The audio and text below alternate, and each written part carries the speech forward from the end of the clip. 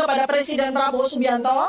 Kita sudah memberikan surat kepada Presiden Prabowo Subianto. Artinya kita sudah izin kalau beliau diam. Kalau pemerintah diam, mohon izin. Mohon izin. Kok ngamuk? Kami akan bawa ke level internasional. Assalamualaikum warahmatullahi wabarakatuh. Om Swastiastu, Namo Buddhaya, salam kebajikan. Selamat pagi buat sahabat-sahabat dimanapun juga berada. Para pemburu ijazah ini sudah mulai bertingkah aneh-aneh. Jadi banyak jurus-jurus tambahan yang mereka lakukan, dan jurus-jurus ini ya sebenarnya biasa saja. Ini memperlihatkan bahwa mereka lagi ketakutan dengan proses hukum yang ada hari ini, sehingga dia ngemis-ngemis ke pemerintah agar kasus tersebut dihentikan. Seperti itulah bualan yang dilakukan oleh Tipa Usia atau Dokter Tipa di podcast Repli Harung. Jadi sekali lagi, memang podcast Repli Harung ini adalah corong yang digunakan oleh mereka secara full power untuk membangun narasi-narasi penyesatan di media sosial. Bayangkan saja kalau Tipa ini sudah mondar-mandir ke sana kemari seperti Ninja Hattori, naik gunung turun gunung, menyeberangi sungai dalam rangka untuk bagaimana supaya membuat Pak Jokowi rungkat serungkat-rungkatnya. Tetapi kalau kita melihat proses yang terjadi hari ini dengan situasi yang ada, sepertinya mereka semua yang rungkat.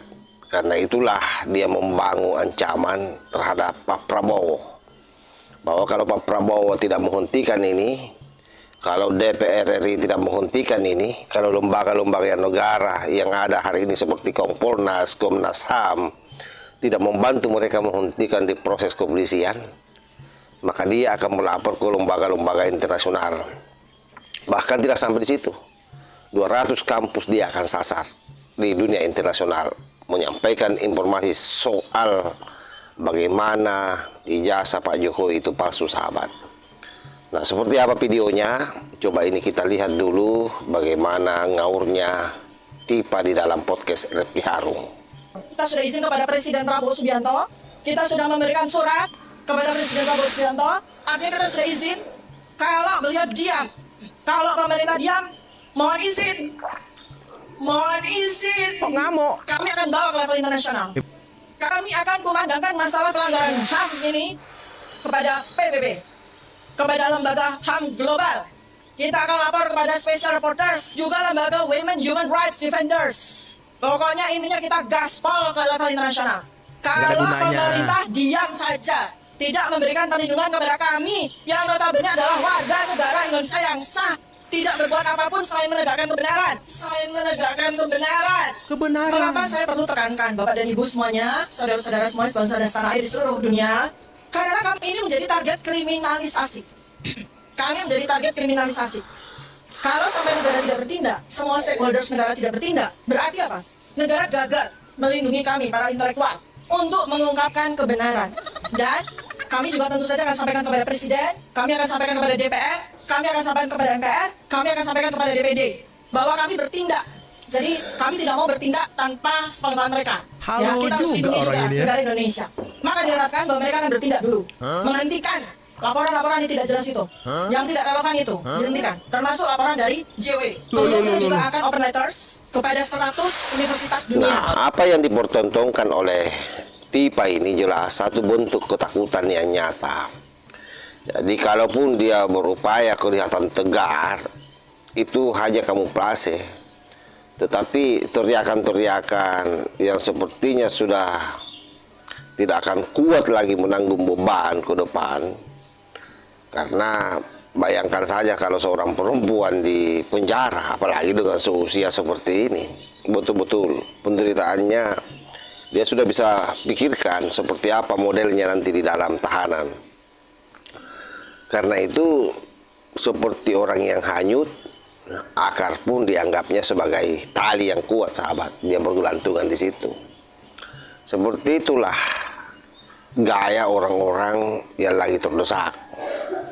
Dan sekali lagi bahwa semua ini dia lakukan ini karena dia mau selamat dari jeratan hukum. Padahal di video-video sebelumnya kita melihat bagaimana dia sangat mau masuk penjara, merasa sangat merindukan penjara itu karena menurutnya itu bagus. Sebab Roy Suryo sudah pernah masuk penjara, tapi kembali menginginkannya lagi masuk. Artinya itu bagus. Dia tidak tahu bahwa dulu Roy Suryo itu datang dengan memakai penyangga leher, dengan naik kursi roda. Sesungguhnya itu menghindari penahanan. Betapa Roy Suryo ketakutan. Jadi mereka semua cengengesan di mana-mana, di podcast-podcast, kemudian di media sosial. Ketika misalnya ada wartawan yang tanya, memperlihatkan seolah-olah dia sangat kuat. Semua itu hanya alibi, kelihatan dari bibirnya, dari tatapan matanya kalau bicara. Artinya, apa yang menjadi harapan-harapan para pemburu ijazah palsu ini tidak akan kesampaian. Sebab tidak mungkin Pak Prabowo melakukan intervensi terhadap proses hukum yang sedang berjalan. Begitupun pihak DPR RI. Sebab kalau itu dia lakukan, maka ini negara bisa chaos. Artinya ilmu tata negara yang dimiliki oleh Repli itu bisa tidak berguna kalau misalnya presiden mencampuri itu sementara prosesnya berjalan. Jadi silahkan TIPA melapor saja ke dunia internasional. Pokoknya seluruh lembaga-lembaga yang ada di dunia internasional silahkan lapor. Dan kita akan lihat apakah laporanmu itu akan ada faedahnya atau tidak. Yang saya pastikan bahwa tidak akan ada faedahnya. Salah satu contoh misalnya apa yang dilakukan oleh Egy Sujana ketika dia mengantar surat ke Amnesty Internasional, sampai hari ini juga kan tidak ada efeknya. Malah Amnesty Internasional lepas tangan. Artinya apa? Tidak akan ada lembaga-lembaga yang ada di luar negeri yang mau menangani persoalan ecek-ecek.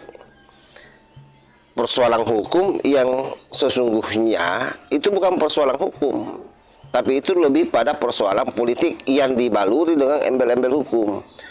Agar apa? Agar apa yang kalian pertontonkan ke rakyat kelihatan istimewa.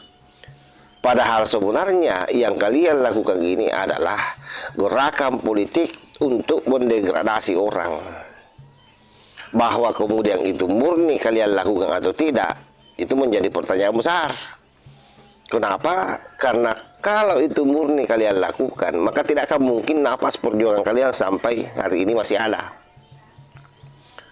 Itulah kenapa Pak Jokowi mengatakan ada tokoh besar di belakangnya, ada yang memelihara ini. Sebab sangat kelihatan bagaimana reaksi-reaksi kalian menghadapi masalah hukum ini. Seolah-olah Anda tidak mau dikatakan gagal oleh orang-orang yang memesan ini barang. Apakah misalnya pesanan ini datang pada saat berjalan, atau memang dari awal pada saat kalian memulai, itu bukan urusan kita. Yang pasti bahwa yang namanya masalah-masalah seperti ini dengan durasi waktu yang begitu panjang, maka dipastikan ada pemain di belakangnya. Dan ini bukan permainan kecil, ini besar sahabat. Oleh karenanya sekali lagi, seluruh rakyat Indonesia yang menonton video-video TIPA seharusnya semakin lebih selektif lagi. Tetapi apapun itu, yang paling penting adalah rakyat Indonesia jangan sampai terglorifikasi dengan apa yang disampaikan oleh para pemburu ijazah palsu maupun antek-anteknya seperti Repli Harun. Saya kira demikian. Allahul muwaffiq ila aqwamit thariq. Wassalamualaikum warahmatullahi wabarakatuh.